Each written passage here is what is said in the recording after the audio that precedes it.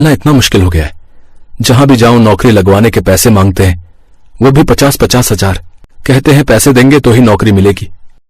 तेरी इन डिग्रियों को ना अब तू आग लगा दे और अब छोड़ ये सब नौकरी का झंझट। अब तो तू कल सुबह उठकर समोसे बेचने चलना। माँ, मैंने क्या इतनी पढ़ाई ये समोसे बेचने के लिए की है? अरे तू पढ़ लिख कर कौन सा तीर मार लिया तूने? अब क्या बुढ़ापे तक नौकरी ही ढूंढता रहेगा? माँ, एक बार नौकरी लग गई ना तो हमारी सारी परेशानियां खत्म समझो। पिछले 2 साल से यही सुनती आ रही हूं मैं। अब छोड़ ये सब और तू भी बहू के साथ समोसे बनाकर बेच, समझा?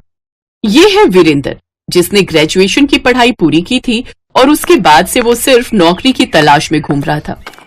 1 साल उसकी कहीं नौकरी लगी भी थी, लेकिन फिर वो कंपनी बंद हो गई, जिसके कारण उसकी नौकरी छूट गई। तब से वो बस नौकरी की तलाश में ही है। घर खर्च चलाने के लिए उसकी पत्नी शर्मिला समोसे बनाकर ठेले पर बेचती थी। कहीं काम न मिलने पर उसकी माँ उससे, रहने दे अब ये सब नौकरी का चक्कर छोड़, तो और हाँ चल जा, अब तू भी बहू के साथ ठेला लेकर जा। एक पढ़े लिखे इंसान के भी क्या दिन आ गए जो ठेला लगाकर चलाना पड़ रहा है। बकवास ना कर, नहीं तो इसी झाड़ू से मारूंगी, समझा?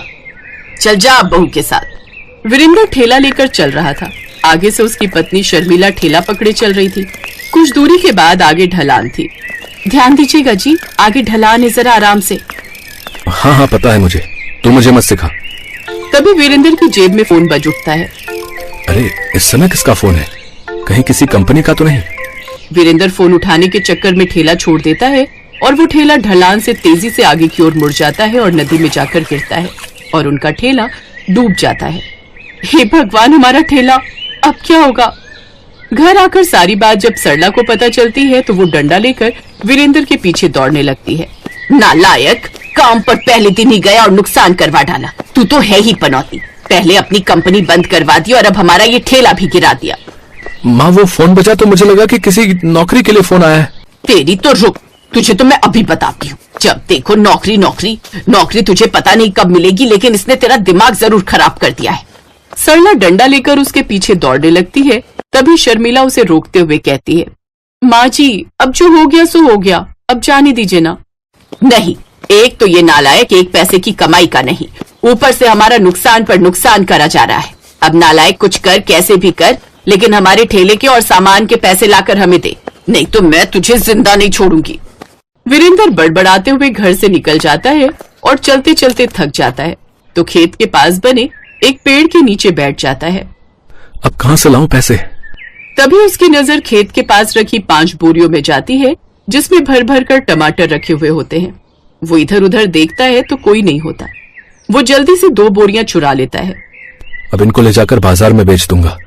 पहले ये 2 बोरियां घर के आंगन में रखाता हूँ, फिर इन 3 बोरियों को भी लेकर जाता हूँ।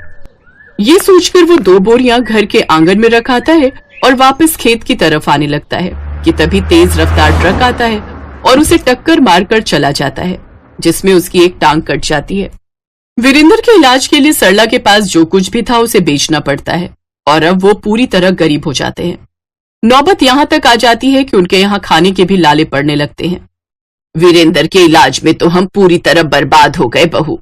माँ जी, घर में अब बस ये वो 2 बोरी टमाटर रखे हैं जो ये कहीं से लाए थे, और थोड़ा सा आटा पड़ा है। आज खाने में सोच रही हूँ टमाटर की चटनी और रोटी ही बना दूं। अब घर में अगले कुछ दिन तक टमाटर की चटनी और रोटी ही बनती है, जिसे खा खा कर अब वो बोर होने लगे। इसलिए एक रोज शर्मिला ने टमाटर के पराठे बनाकर सबको खिलाए, जिसे खाते ही सबको वो बड़े पसंद आए। वाह शर्मिला, ये तो बड़े ही स्वादिष्ट हैं। पहले पता होता तुम्हें टमाटर के इतने अच्छे पराठे बनाने आते तो समोसे की जगह तुम पराठे ही बनाकर बेच लेती, खूब बिकते। क्योंकि लोगों ने आलू प्याज और मूली के पराठे तो खाए हैं, लेकिन टमाटर के कभी नहीं खाए होंगे।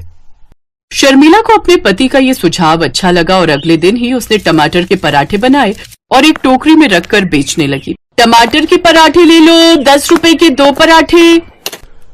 टमाटर के पराठे? ये क्या बला है भाई, चलो खाकर देखते हैं। तभी उसके पास कुछ ग्राहक आते हैं और टमाटर के पराठे खरीदने लगते हैं।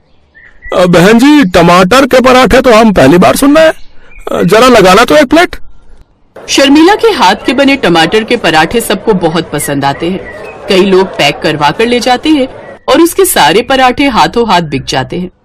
शाम को वो खुशी खुशी घर आती है।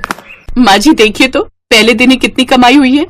वाह बहू, तूने तो कमाल कर दिया। ये कुछ पैसे आप रखिए, बाकी से मैं राशन ले आती हूँ। अब इस तरह शर्मिला हर रोज टमाटर के पराठे बनाकर बेचने लगी। तो वहीं अब लोगों को भी उसके हाथ के टमाटर के पराठे खाने का इंतजार रहता। लोग हर रोज उसके आने का इंतजार करने लगे। कुछ समय बाद उसने खुद का ठेला खरीद लिया। फिर ठेले पर गर्मा गर्म पराठे बनाने शुरू कर दिए और कुछ समय बाद उसने एक दुकान भी ले ली। इस तरह दिन पर दिन उसकी तरक्की होती गई और वो खूब पैसे कमाने लगी। अब उन्होंने खुद का बड़ा घर ले लिया और उसमें खुशी खुशी रहने लगी।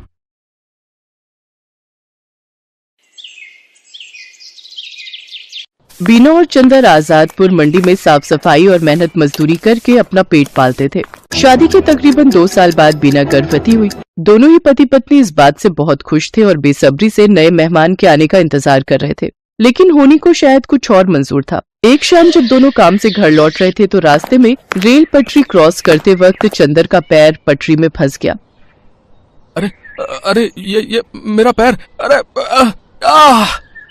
ये क्या हो गया जी? जल्दी जल्दी पैर निकालने की कोशिश कीजिए। कोशिश तो कर रहा हूँ बीना, लेकिन ये निकल ही नहीं रहा। बीना भी उसकी मदद करने की कोशिश करती है लेकिन उसका पैर बाहर नहीं निकल पाता। तभी उन्हें ट्रेन की आवाज आती है। जल्दी कीजिए जी, ट्रेन आ रही है। बीना, मुझे लगता है कि मेरा जाने का वक्त आ गया है। तुम जाओ यहाँ से और अपना और मेरे बच्चे का ध्यान रखना। मुझे भागे को अपने बच्चे का मुंह देखे बिना ही इस दुनिया से जाना होगा।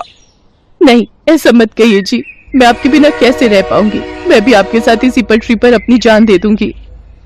नहीं, हमारे बच्चे के लिए तुम्हें जीना होगा बीना। अब जाओ यहाँ से, तुम्हें हमारे होने वाले बच्चे की कसम। जैसे ही बीना पटरी से दूर जाती है तभी ट्रेन आकर विनोद को पल भर में ही काट देती है। बीना की आंखों के सामने उसके पति की मौत हो जाती है। एक ही पल में उसकी हंसती खेलती दुनिया उजड़ जाती है और वो एक विधवा बन जाती है। चंदर के जाने के बाद बीना बिल्कुल अकेली हो चुकी थी। अब वो अकेली ही मंडी जाती और मेहनत मजदूरी करती और उससे जो कमाई होती उससे अपना पेट भरने लगती है। एक दिन बीना घनश्याम को कुछ प्याज फेंकते हुए देख रही थी। अरे घनश्याम भैया, ये आप क्या